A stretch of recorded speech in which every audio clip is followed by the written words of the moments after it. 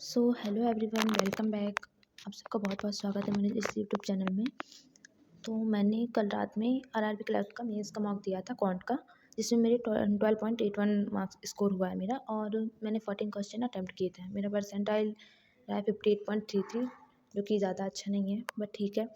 और मतलब मैंने जो इसमें मॉक दिया था, मुझे मॉडरेट लेवल का ही लगा, मतलब ठीक ठाक लगा। इतना ज़्यादा टफ भी नहीं था, इतना ज़्यादा ईजी भी नहीं था।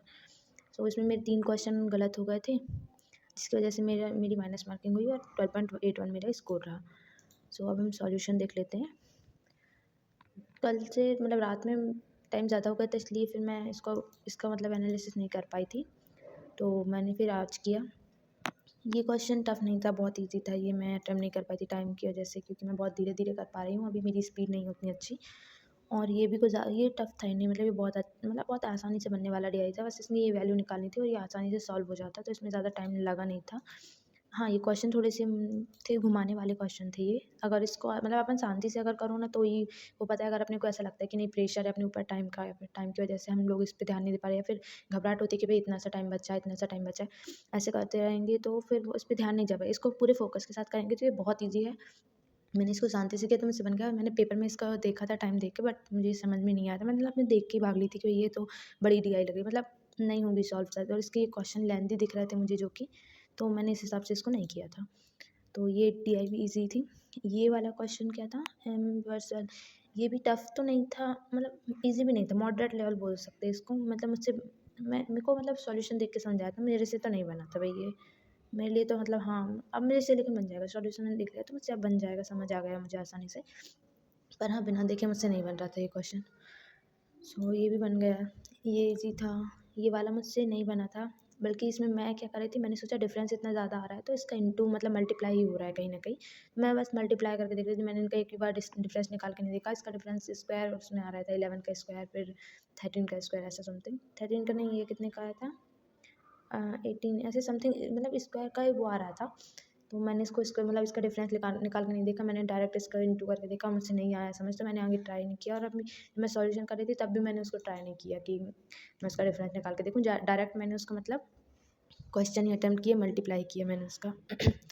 ये नहीं हुआ। फिर उसके बाद ये वाला क्वेश्चन तो बन गया था। ये वाला भाई ये ईज़ी था, बहुत ईज़ी था, लेकिन बात ये है कि ये जो वैल्यू ये जो दे रहा है ये, तो इससे अगर हम पी निकालते तो ये नहीं आ रहा है। अब इसने सॉल्यूशन में क्या किया है, जो मतलब एसआई से जो इसने निकाला है राशि, ये 10.25 आ रही है, बल्कि इसकी इतनी नहीं आ रही, मेरे तो नहीं आ रहा। 5% के रेट से अगर हम उसके यहाँ पे उसने एसआई कहीं लिखा नहीं है, पहली बात। और अगर जैसे हम एसआई से निकालते भी हैं 5% के रेट से, जैसे 100 ही मानते हैं पी को, तो हमारे 20 आ रही है। अब उसने 100 मान के इसमें जो किया है, क्या कर दिया है, मुझे कुछ समझ ही नहीं आया इसमें।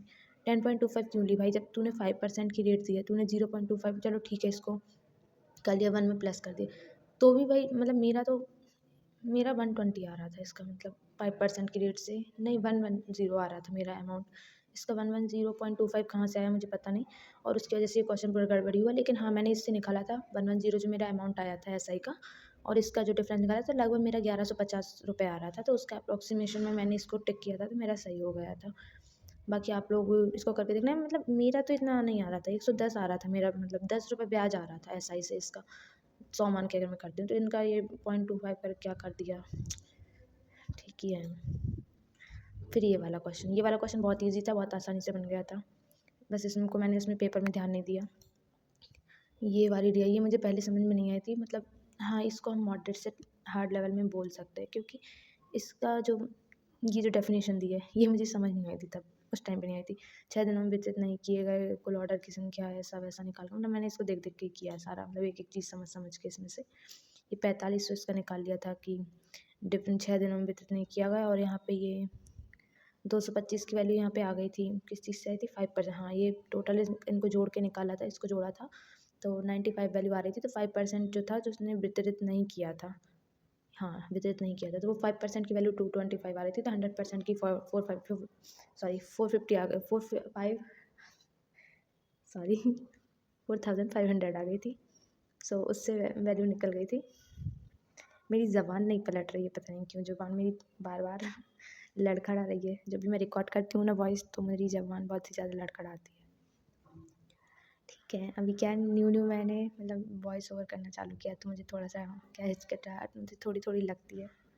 आप लोग एडजस्ट कर लीजिएगा। सो आगे देखते हैं। ये DI फिर बहुत ईजी हो गई थी जब इसको सॉल्व कर लिया था टोटल, बहुत ईजी हो गई थी, आसानी से सॉल्व हो गई सारी। इसके बाद एवरेज वाला, ये बहुत ईजी था, बहुत ही ईजी था ये, आसानी से बन गया था। मीन्स लेवल तो मैं प्री लेवल ही था ये, समझो। ये वाली, ये भी आसानी से निकल गई थी। 150 कुछ आया था तो उसको हाफ़ किया था तो 75 आ गया था मेरा आंसर आसानी से। इसमें भी ये मुझे तुरंत में समझ में नहीं आया, बल्कि ये बिल्कुल ईजी था यार। इसके मूलों का वर्ग बताना था, ये एक सेम ये वाला आ गया था और इसका एक मूल हो जाता 0, तो मुझे समझ ही नहीं आया इसमें। इसके सॉल्यूशन से तो मुझे कुछ भी समझ नहीं आया था, लेकिन हाँ मैंने इसको समझा, फिर खुद से समझा तो मुझे समझ आया कि इसका एक मूल तो ये हो जाता, दूसरा हो जाता 0। अब ये वाले में पे आते हैं। ये भी आसानी से हो गए थे। क्वाड्रेटिक, तो क्वाड्रेटिक में इतना कुछ होता नहीं है, आसानी से हो जाते हैं। ये वाला है जैसे मीन्स के लेवल का, ये मुझे तब तुरंत में समझ में नहीं आया। फिर मैंने इसकी मतलब क्लास देखी, मैंने इसको यूट्यूब पे सर्च किया, मैंने कहा रूट वाले क्वाड्रेटिक इक्वेशन कैसे सॉल्व करें। मैंने इसको एक बार देख के रखा था, मुझे ये पता था कि ये रूट कैसे हटाते हैं, नॉर्मल इक्वेशन होती तो इसका ध्यान नहीं दे। फिर मैंने अभी जब क्वेश्चन किया ऐसे कैसे, सेम एक सर मतलब आशीष सर की मैंने क्लास देखी थी, उसने उन्होंने सेम टू सेम ऐसे क्वेश्चन कराया। तब उन्होंने बताया कि इन दोनों का जो सम आ रहा है, इन दोनों का प्रोडक्ट ये आ रहा है सेम टू सेम। फिर मेरा ध्यान गया, अरे मैंने कहा हाँ 3 2 6 होगा और ये √3 लग जाएगा यहाँ पे, 5 2 10 होगा और ये 4 आ जाएगा। तब मुझे समझ आया, मतलब ये कितना ईजी था यार, मैंने अपना मार्क्स ऐसे ही गवा दिया। सो ये मुझे बहुत ही ज़्यादा रिग्रेट हुआ इसका। मैंने कहा यार इतना ईजी था और बताओ फिर भी नहीं बना मुझसे। और ये वाला मैंने किया नहीं, क्योंकि ये प्रोबेबिलिटी वाला प्रायिकता वाला तो मैंने चैप्टर ही नहीं किया। मैं तो मतलब मैंने नहीं किया इसको, मेरे को समझ नहीं आता तो मैंने किया भी नहीं। अच्छा आप लोग मुझे ये बताओ कि ये चैप्टर मैं करूँ या नहीं करूँ। अभी 1 महीने का टाइम बचा है, तो आप लोग क्या सजेस्ट करोगे कि मैं इस चैप्टर को अभी करूँ या स्किप ही रहने दूँ? क्योंकि मेरे हिसाब से तो एक ही क्वेश्चन मुश्किल से आता है। प्री के लेवल में, प्री के एग्ज़ाम में तो एक भी क्वेश्चन नहीं आता है इसका। मेंस में अगर आ सकता है तो मैं इसको करूँ या नहीं करूँ, आप लोग मुझे सजेस्ट कीजिएगा कमेंट में। तो जैसा बोलोगे मैं वैसा करती हूँ फिर। ये रही राम विपिन पुन, ये वाला, ये भी इजी था। ये भी मतलब हाँ इजी टू मॉडरेट था, बन गया था, आसानी से बन गया था ये भी। उसके बाद ये तो मैंने कर ली थी। ये मैंने उसमें गलती खुद से ही कर दी थी। मैंने इसमें बी के महीनों का पूछा था, इसका 340 था, मेरी गलती थी इसमें। और ये वाला मुझे समझ नहीं आया था, बाकी मैंने सॉल्यूशन से फिर इसको समझा। हाँ ये आ गया था आसानी से, फिर 0 आया था उसका, ठीक है ये भी समझ लिया था। आप लोग इसका देना। ये वाला तो मैंने गड़बड़ हो गई थी, कहाँ गड़बड़ थी, हाँ इसका कुछ इन्होंने कहाँ पे की थी, इन्होंने कुछ इनका निकाला था तो उन्होंने, तो मेरा 62 आया था, उनका 60 आया था, उन्होंने मैंने ज़्यादा अप्रोक्स कर दिया था इसका समथिंग किया था शायद मैंने। हाँ देखते इसका क्या किया था इन्होंने।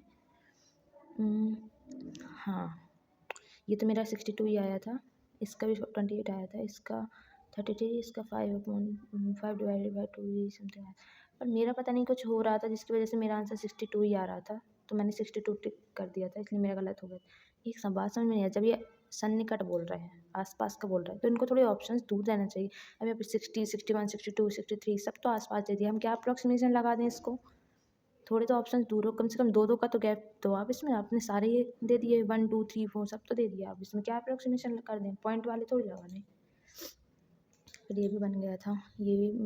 ये बहुत कन्फ्यूजिंग रहा भाई, पेपर में भी नहीं बना और यहाँ पे भी मुझे फिर बाद में समझ में आया क्या हुआ। ये 15 मिनट में ही ऊँचा है, मतलब 1 मिनट की मिनट किधर से डूब रहा है तो 15 मिनट में पूरा डूब जाएगा। 2 मिनट मतलब 2 मीटर बच जाए तो मतलब इसको 2 मीटर बचाना है, तो मतलब ये 13 मिनट में अपने को जहाज़ को जो बचाव दल है उसको पहुँचाना है, तो 13 मिनट में जाएगा। 13 3 39, 3 किलोमीटर प्रति घंटा की चाल से अगर ये चलेगा, तो मैंने क्या किया, 3 किलोमीटर प्रति घंटा को मैंने पहले सेकंड में कन्वर्ट किया कि 3 किलोमीटर जा रहा है वो 60 सेकंड में। फिर मैंने वो 60 सेकंड से फिर उसको किलोमीटर प्रति घंटा किया। पर मेरा दिमाग इतना नहीं लगा कि 3 किलोमीटर 60 मिनट में जा रहा है, तो 1 घंटे में कितना जाएगा, 60 का इंटू ही तो करना था, तो मेरा वो इतना दिमाग नहीं चला। वो बाद में भी नहीं चला, मतलब मैंने सॉल्व किया फिर भी मुझे समझ नहीं आया था। तो क्वेश्चन टफ नहीं था, मेरी बुद्धि नहीं चल रही थी उस टाइम पे, और फिर बाद में भी नहीं चल रही थी। सो ये तो बन गया था पिछले एग्ज़ाम में, मतलब पेपर के टाइम पे ये नहीं बना था। 2 आयतों के क्षेत्रफल का योग इतना, नहीं ये ईजी था ये, मेरे से नहीं बना था, ईजी था ये। बाद में बन गया था जब मैंने सॉल्व किया था, तब बिना देखे ही बन गया था, लेकिन पेपर के टाइम पे नहीं बना था। मैंने इसको सॉल्व किया था पेपर के टाइम पे, ये भी बन गया था। ये दोनों से निकल जाता है, 2 इक्वेशन किसी भी 2 नंबर के साथ होगी तो आसानी से बन जाएगी। ये वाला ऑप्शन था इसका। और ये मालनी वाला, ये वाला मैंने खुद से जब यहाँ पे मतलब पेपर होने के बाद भी सॉल्व किया, तब भी मैंने गलत कर दिया, क्योंकि मैंने ये ध्यान नहीं दिया कि ये जो विजय है वो इसमें भी है और इसमें भी है। मैंने सोचा तीनों से आ जाएगा, मैंने सोचा विजय नहीं दिया इसमें, कुछ मतलब 3 अलग अलग लोग दे दिए हैं, तो वो मैंने सोचा ये रवि हो गया, रति और रवि मैंने इस टाइम समझ लिया था। तो इससे मेरी गलती हो गई थी। तो इसका आंसर तो ये है कि आता ही नहीं है, तीनों पर्याप्त नहीं है। और लास्ट वाला क्या था, ये दोनों के साथ आ जाता है, ये 2 के इक्वेशन के साथ कोई भी इक्वेशन सॉल्व वो कर दो, मैच कर दो, वो आ जाएगा, इससे आ जाएगा। तो यही था ओवरऑल मेरा। बाकी आप लोग भी इसको अटेम्प्ट करना और अपने अपने स्कोर बताना कि आप लोगों का क्या स्कोर रहा। देखो मेरी तो मैथ्स नहीं हो पा रही है, उसी में लगी हूँ मैं तो। ऊपर से जनरल अवेयरनेस का मुझे डर, वो डर इतना ख़तरनाक है ना, बता नहीं सकती। उसके डर की वजह से मेरी मतलब हाँ, मतलब मुझसे नहीं हो रहा है, मतलब ये डर रहता है कि यार पता नहीं जनरल अवेयरनेस निकलूँगी या नहीं, मतलब मुझे उसमें 8 से 10 नंबर तो चाहिए।